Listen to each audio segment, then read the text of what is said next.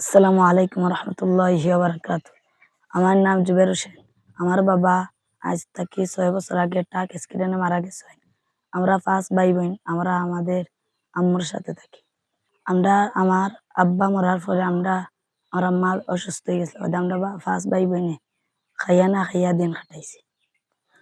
আমরার আব্বা মরার পরে আমরা ঘর অনেক ভাঙ্গা আছে। আর একদিন তো তুফানে আমরা মাটির ওয়াল ভাঙ্গি গেছি। এখন আলহামদুলিল্লাহ আল্লাহ তাআলার অশেষ শুকরিয়ায় আপনার উছিলায় অনেক সুন্দর একটা ঘর পাইছি এবং অনেক পরিবর্তন হয়েছে। আমরারে অনেক সুন্দর এখন ঘর দেওয়ায় সিস্টার তানিয়া এবং তাইনার বন্ধু বান্ধবরে অনেক ধন্যবাদ। আসলে ঘর খান তো অনেক মজবুত হয়েছে। মিস্ত্রি রাখলে যেগুলা কাম করেন খমরিমা গাত দিয়া লিন্ডার দিছেন আর বালা ইট সিমেন্ট রড দিয়া ঘর বানানি হয়েছে। ঘরের নিচ মজবুত থাকা এখন বেশ আমরা ঘরের তুফানও বেশি লাগে না।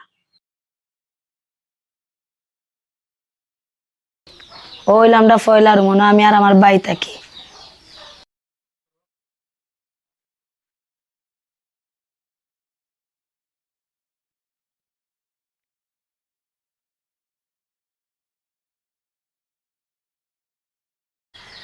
ওইল আমরা 2 নম্বর রুম আমার আম্মা আর আমার বোন থাকে।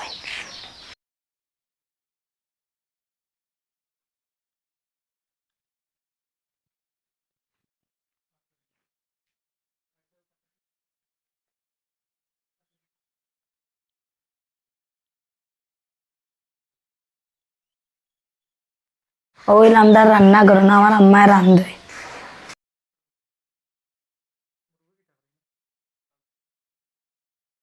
ওইল আমরা বাথরুম।